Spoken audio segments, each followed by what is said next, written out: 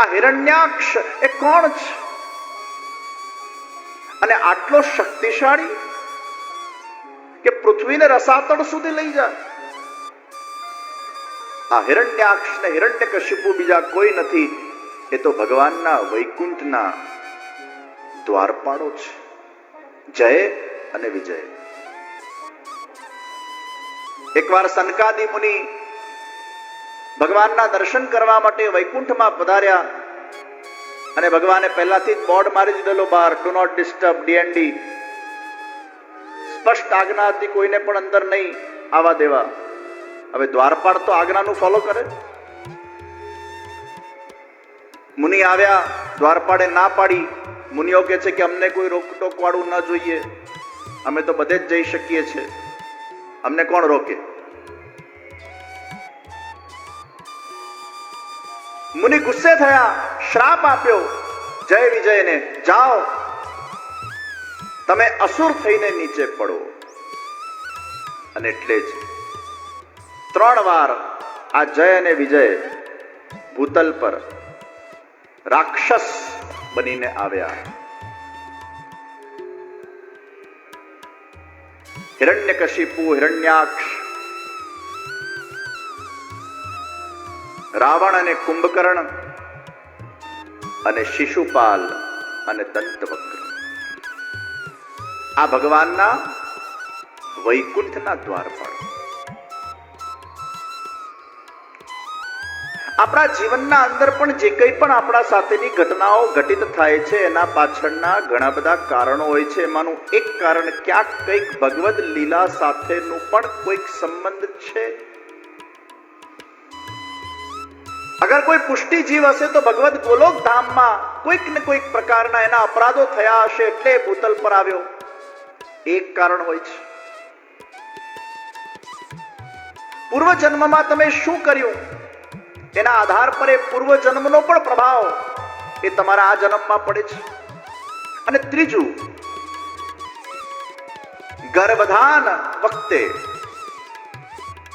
એ બાળક જ્યારે ગર્ભમાં હોય છે તે વખતે એની કઈ રીતે પરવરિશ અર્થાત કઈ રીતે એને સંસ્કાર આપવામાં આવે છે, એ ગર્ભ સંસ્કારની પણ એક બહુ મોટી ભૂમિકા છે. અને એટલું જ નહીં, ગર્ભાધાન વખતે પણ એ વખતનો સમય અને કાળની શું સ્થિતિ છે એનો પણ પ્રભાવ એ બાળક પર પડે છે. તો ગર્ભાધાન પહેલાની સ્થિતિ, ગર્ભમાં બાળક આવે એના સંસ્કાર, જન્મ્યા પછી એની કઈ રીતે પરવરિશ કરવામાં આવે એ સંસ્કાર, જે 16 સંસ્કારોની આખી વાત કરવામાં આવી, અને માતા પિતાના એ વંશગત સંસ્કાર, તમારા કુળના સંસ્કાર, પરિવારના સંસ્કાર, આ બધું ભેગું મળીને તમારો એક સ્વભાવ બને છે અને તમારું ભાવિ નક્કી થાય છે. તો હિરણ્યાક્ષ ને હિરણ્યકશિપુ એ નિત્ય એ ભગવાનના વૈકુંઠ ધામમાં દ્વારપાલ હતા. અને એકવાર દિતિ અને કશ્યપ મુનિ, જે દિતિમાંથી આખી આસુરી સૃષ્ટિ થઈ અને જે અદિતિમાંથી દૈવી સૃષ્ટિ થઈ, દિતિએ કશ્યપ મુનિને સંધ્યાકાળના સમયે ઉકસાવ્યા ભોગ કરવા માટે. કશ્યપ મુનિએ કીધું કે સંધ્યાકાલે ભોગ કરવો એ ઉચિત નથી. દિતિ માની નહીં અને સંધ્યાકાલે દિતિ સાથે કશ્યપ મુનિનો ભોગ થયો. એમાંથી જે સંતાન પેદા થઈ એ આ હિરણ્યાક્ષ અને હિરણ્યકશિપુ, આ રાક્ષસ પેદા થયા. ભાગવતકાર કહે છે કે સંધ્યા કાળને બહુ પવિત્ર કાળ માનવામાં આવ્યું છે. એક સુપ્રભાત, એના પૂર્વે બ્રહ્મ મુહૂર્ત બહુ પવિત્ર કાળ છે. સવારે 4:45 વાગે જે વ્યક્તિ ઉઠે અને જે વહેલા ઉઠીને એ વખતે અગર ભગવત ચિંતન, ધ્યાન, જપ, પાઠ, અનુષ્ઠાન, વાંચન, સ્વાધ્યાય લેખન, આ બધા માટેનો શ્રેષ્ઠ સમય પ્રાતઃકાળ, બ્રહ્મ મુહૂર્ત. મોટા ભાગે લોકો બ્રહ્મ મુહૂર્તના એ અમૂલ્ય સમયને ઊંઘવામાં કાઢે છે.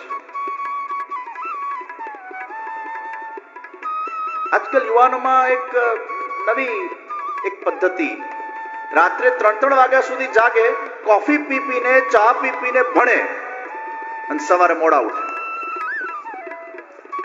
રાત્રિનો કાળ એ વાંચન માટેનો યોગ્ય કાળ નથી, પણ સવારે બ્રહ્મ મુહૂર્તમાં અગર તમે કંઈ પણ વાંચો, એ વખતે તમારું માઇન્ડ ફ્રેશ હોય છે, એ વખતે વાતાવરણ પવિત્ર હોય છે, વાતાવરણ શાંત હોય છે, અને સવિશેષ એમાં સત્વ ગુણ હોય છે. સત્વમ સંજાયતે જ્ઞાનમ. સફરજન બહાર પણ મળતા હોય, મોસંબી બહાર પણ મળતી હોય, પણ નંદ મહોત્સવમાં એ જ્યારે આપણે ભાવપૂર્વક એને વિતરણ કરતા હોઈએ ને એ જે પકડવાનો જે ઉત્સાહ છે ને, એ કંઈક જુદો જ ઉત્સાહ છે. અને ઘણા બધાને પ્રસાદી પ્રાપ્ત થઈ, ઘણાને નહીં થઈ હોય, ઘણાના હાથમાં આવીને જતી રહી. અને આજ નંદ મહોત્સવનો આનંદ છે કે આપણે બધા જ ભેગા મળીને એ ઉત્સવને ઉજવીએ છીએ. આનંદ પ્રગટ થાય ને એટલે ઉછાળો આવે, ઉત્સાહ, ઉત્સવ, મહોત્સવ. આવો જ ઉત્સવ, આવો જ આનંદ. આ તો કઈ નથી, એનો છાંટો એ નથી, પણ સાક્ષાત કૃષ્ણ જેના ઘરે પ્રગટ થયા હશે એ વખતે નંદરાયજીએ કેવા પ્રકારનો આનંદ કર્યો હશે, કેવા પ્રકારનો ઉત્સવ કર્યો હશે, એની કલ્પના પણ નથી. સાક્ષાત કૃષ્ણ પ્રગટ થાય. એક સામાન્ય બાળક આપણા ત્યાં જન્મે તો કેટલો આનંદ થતો હોય, તો ભગવાન સાક્ષાત આપણા ત્યાં પ્રગટે એ આનંદ કેવો હશે, એને કદાચ આપણે કલ્પી પણ નથી શકતા. પણ જ્યારે કથાઓને આપણે શ્રવણ કરીએ તો ચોક્કસ એ આનંદનો અનુભવ કરી શકાય. અને પણ કૃષ્ણ આપણા હૃદયમાં બિરાજીને એ આનંદને અનુભવડાવે છે. ખૂબ આનંદ કર્યો ગઈકાલે આપણે સૌએ ભેગા મળીને. ભલે હું જાણું છું કે આ કથામાં થોડોક આપણને સમય ઓછો મળે છે અને ખૂબ મોટું આયોજન છે, એટલે ખૂબ બધા લોકો લાભાન્વિત બને છે. બધાને એમાં સાચવવાના પણ હોય, બધાનો સાથ સહકાર સાંપડ્યો હોય. રમેશભાઈનો ઉત્સાહ ખૂબ છે, અમારા બધા જ સેવાર્થી પરિવારોનો ખૂબ ઉત્સાહ છે, બધાના ખૂબ આમંત્રિતો છે. સમય થોડોક ઓછો પડે, પણ જેટલો સમય, જેટલો ભગવત સત્સંગ થાય, વાત્સલ્ય ધામના નાના ભૂલકાઓ પણ આજે અહીંયા આગળ બેસીને આ કથાનું રસપાન કરવા માટે આવ્યા છે. એ લોકોને પણ ખૂબ ખૂબ તાળીઓથી આ ભૂલકાઓને, આ બાળકોને. અને હું ક્યારનો જોતો તો લગભગ 1 કલાકથી અહીંયા એ લોકો આવીને બેઠા છે, પણ જરા પણ આમ તેમ અવાજ નથી કરતા, ચૂપચાપ અનુશાસન સાથે બેઠેલા છે. નહીં તો ઘણીવાર બાળકો આવું શાંતિથી બેસી ન શકે. પણ ખરેખર એ બાળકોને જોઈને પણ મને આજે બહુ આનંદ થયો. આ બાળકો અને યુવાનો એ આપણી શોભા છે. આપ વડીલો તો શોભા છો જ, પણ બાળકો અને યુવાનો. આજે તેજ દેખાયો નહીં તો રોજ હું આવું ત્યારે પેલો તેજ નાનો મારા આગળ ચાલે, રમેશભાઈ આ બાજુમાં ચાલે, તેજ વાળો વચ્ચે ચાલે પાછો. એ દાદાથી આગળ વધેલો છે. એ પણ ખૂબ નાનપણમાં બાળકો આ રીતે જોડાય. ગઈકાલે ગજરા પરિવારનો એમના પૌત્ર દાસભાઈ એ હતા ને, કાનુડા એ બન્યા હતા. અને એમના પુત્ર મને લાગે છે વસુદેવજી બન્યા. બહુ સરસ બાળકો. નંદ મહોત્સવ એટલે બાળકો ખૂબ જોડાય, યુવાનો ખૂબ જોડાય અને ખૂબ આનંદથી લાભ લેતા હોય છે. નિરોધ લીલા. શ્રીમદ ભાગવત એ ભગવાનનું વાંગમય સ્વરૂપ છે અને એક સ્કંદ એ ભગવાનના જુદા જુદા અંગો છે. દશમ સ્કંદે પ્રભુનું હૃદય છે. ભગવાને એવી સુંદર સુંદર પોતાની મનમોહક લીલાઓ કરી છે ભક્તોના ચિત્તને નિરુદ્ધ કરવા માટે.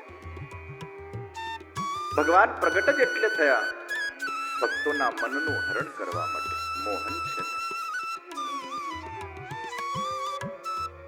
ભગવાન પ્રગટ થયા યદુવંશમાં. યદોશ્ચ ધર્મશીલસ્ય નિતરામ મુનિ સપ્તમ. યદોઃ પિતુઃ આદેશ ઉલ્લંઘનાત અધર્મ પરત્વેન કથનમ અયુક્તત્વમ આશંક્ય. શ્રી મહાપ્રભુજી આજ્ઞા કરે કે યદુ રાજાને ધર્મશીલ એટલે કહેવામાં આવ્યા અને એ ધર્મશીલ યદુ રાજાના ત્યાં ભગવાન એટલે પ્રગટ થયા કારણ કે જ્યાં ધર્મ છે ત્યાં કૃષ્ણ છે. કૃષ્ણ જ ધર્મ છે અને ધર્મશીલ એવા યદુ જેમને પોતાના પિતાની અધર્મયુક્ત આજ્ઞાનું ઉલ્લંઘન કર્યું. કેમ?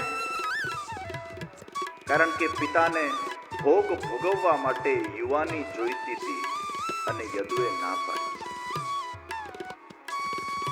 માતા પિતાની વડીલોની આજ્ઞા અગર ધર્મયુક્ત હોય તો એનું પાલન કરવું એ આપણું ધર્મ છે, પણ માતા પિતાની આજ્ઞા અગર અધર્મયુક્ત હોય એને પાલન ન કરવું એ પણ ધર્મ છે.